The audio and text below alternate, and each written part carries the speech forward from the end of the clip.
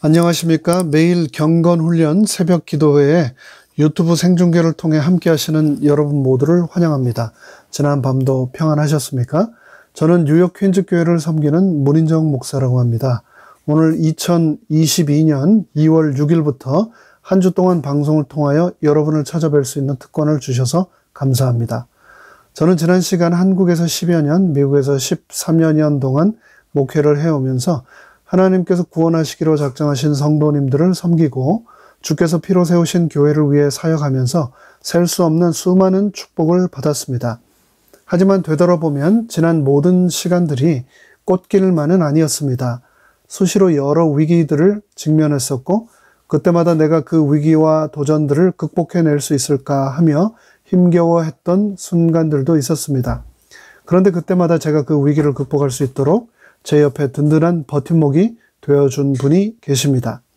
하나님께서는 저의 연약함을 아시고 제가 그런 분을 만날 수 있도록 축복하셨던 겁니다. 그렇다면 여러분은 어떠신가요? 여러분은 사시면서 위기를 마주했던 적이 있으십니까?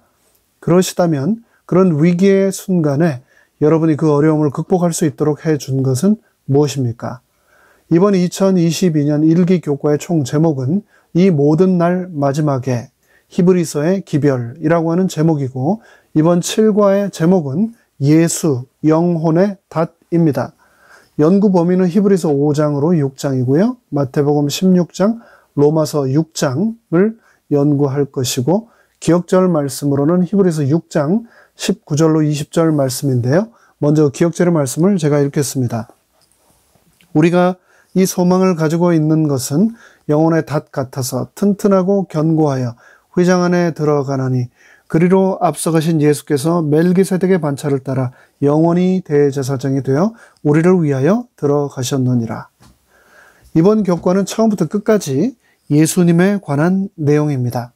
특별히 히브리서는 예수님께서 우리의 구원 되시고 그 일을 위하여 대제사장 되심에 관하여 말하고 있는 책입니다. 그러면서 우리가 인생에서 마주하는 모든 종류의 위기들을 극복할 수 있도록 우리의 버팀목이 되어주시는 분, 바로 예수 그리스도에 대하여 소개하고 있습니다.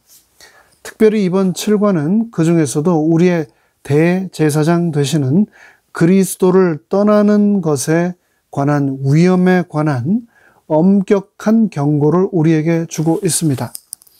생명이 있는 모든 것들은 때가 차면 열매를 맺게 되어 있습니다. 이는 나름 하나님께서 창조하신 섭리인데 우리 인생에 있어서 일종의 성적표라고 할 수 있겠습니다.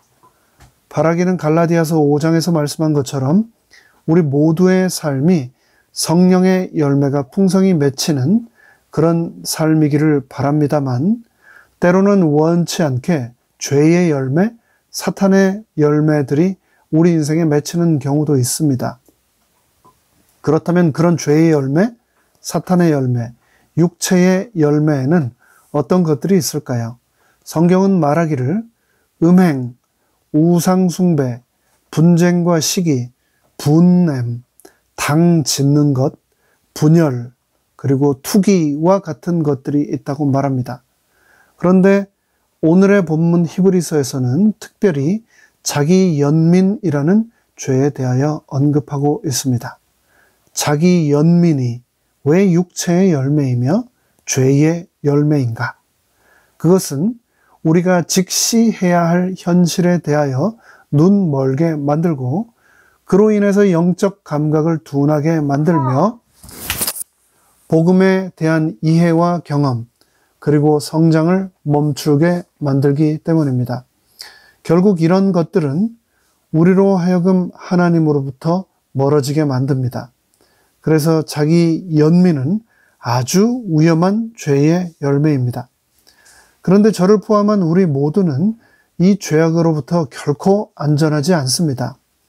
누구든지 자기 연민에 빠지고 또 누구든지 자기 합리화에 빠질 수 있습니다. 이에 대하여 히브리서의 저자는 우리에게 경고와 동시에 격려를 번갈아 가면서 오직 예수님만이 우리의 영혼의 닻이 되심을 강조하고 있습니다. 이번 한 주 동안의 교과를 통해서 재림이 인류 역사 그 어느 때보다도 더 가까워진 지금 죄악 세상에서 마주하는 수없이 많은 유혹 가운데서 오직 예수님만이 우리의 유일한 영혼의 닻이 되심을 우리 모두 다시 한번 마음속으로 확신할 수 있게 되기를 바랍니다. 일요일 소지의 제목은 하나님의 선한 말씀을 맛봄입니다. 2022년 새해도 벌써 두 번째 달을 맞이하고 있는데요.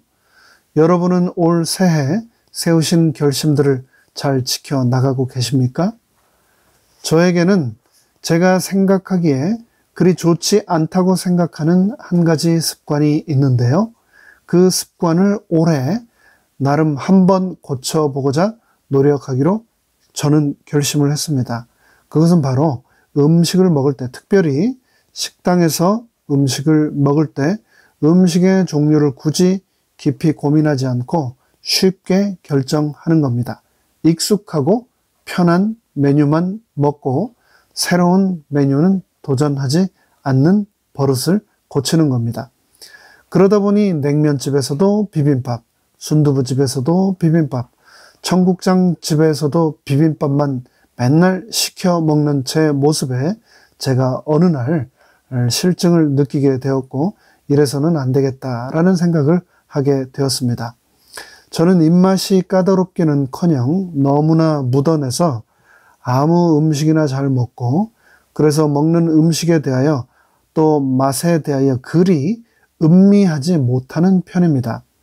근데 음식을 먹는 순간은 사실 인생에서 가장 행복한 순간 중에 하나이며 그 순간을 즐기지 못하고 그냥 말 그대로 때운다는 것은 가장 큰 기쁨 중에 하나를 놓치는 것 아닌가라는 생각을 제 나름대로 하게 된 거죠. 그래서 올해 저는 음식을 주문할 때, 메뉴를 고를 때, 그리고 식사를 할 때 맛에 대하여 진지하게 생각하고 새로운 메뉴들을 도전하고 몸에 좋고 또 건강에 좋은 그런 메뉴들을 통하여 더욱 감사하는 삶을 살려고 노력하고 있습니다. 그런데 이 결심은 육의 양식에만 적용되는 것이 아니라고 생각합니다. 생명의 양식인 하나님의 말씀도 마찬가지가 아닐까요? 하나님의 말씀을 접할 때 그 맛에 대하여 진지하게 생각하고 그분께서 주신 모든 메뉴들을 도전하고 읽을 때마다 더욱 감사하며 먹는다면 우리 삶은 더욱 풍성해지고 기쁨으로 가득 차게 되리라 확신합니다. 히브리서 6장 4절로 5절에서는 말씀하기를 우리는 하나님의 말씀을 맛봄으로 빛 비침을 얻고 하늘의 은사를 맛보고 성령에 참여하게 되고 내세의 능력을 경험하게 된다라고 하셨습니다. 맛집이 휴대폰 안에 있는 옐프에만 있는 것이 아니라 내 손안에 쥐어진 하나님의 말씀, 성경 속에 있다는 겁니다. 하나님의 선한 말씀을 맛본다는 것을 베드로전서 2장에서는 복음의 진리를 개인적으로 경험하는 것이라고 부연합니다. 나로 하여금 구원에 이르도록 하시는 보배로운 산돌 되시는 예수님의 인자하심을 맛보라고 베드로는 우리에게 강권합니다. 육의 양식의 맛을 깨닫고 음미하며 기쁜 마음으로 잘 섭취하면 몸이 회복되고 건강해지지요. 그런데 영의 양식도 마찬가지입니다. 그 맛을 깨닫게 될 때 우리 몸의 변화뿐 아니라 내세의 능력, 즉 영생과 같은 기적들이 우리에게 일어날 것이라고 성경은 말하며 지금부터 우리는 그 영생의 맛을 바로 이곳, 이 땅, 이 생에서부터 맛보아야 한다라고 호소하고 있습니다. 3600년 전 이스라엘 백성들은 광야에서 하나님께서 그들을 애굽에서 구원해 내실 때 행하셨던 기사와 표적을 통해서 내세의 능력을 그들은 맛보았습니다. 하지만 그럼에도 불구하고 그들은 자기 연민이라는 죄에 빠져 인생의 닷 되시는 예수님을 놓쳐버리고 말았습니다. 우리도 그렇습니다. 우리가 받은 축복에 대하여 무관심하고 부주의하며 깨어 기도하지 않는다면 사탄은 내 영혼에도 침투해 들어와 자기 멋대로 나의 생애를 주관하려고 할 것입니다. 오늘 하루와 다가오는 한 주 동안 내 삶을 통하여 임하시는 하나님의 말씀의 진미에 흠뻑 취하여 지내는 우리 모두가 되기를 간절히 바라면서 교과 해설을 마칩니다. 교과 해설을 마치며 다 함께 머리 숙여 잠시 기도드리겠습니다. 하늘에 계신 저희들의 아버지 하나님, 우리에게 새 날의 생명과 또 새로운 한 주의 삶이라고 하는 소중한 생명의 선물을 주셔서 너무나 감사드립니다. 우리에게 주신 이 시간을 통하여 하나님의 선한 생명의 말씀을 맛보며 감사하며 살아가는 우리가 되도록 축복하여 주시옵소서. 그 말씀을 통하여 생명이신 예수님을 발견하게 하시고 그 예수님과 동행하는 삶을 살게 하여 주시옵소서.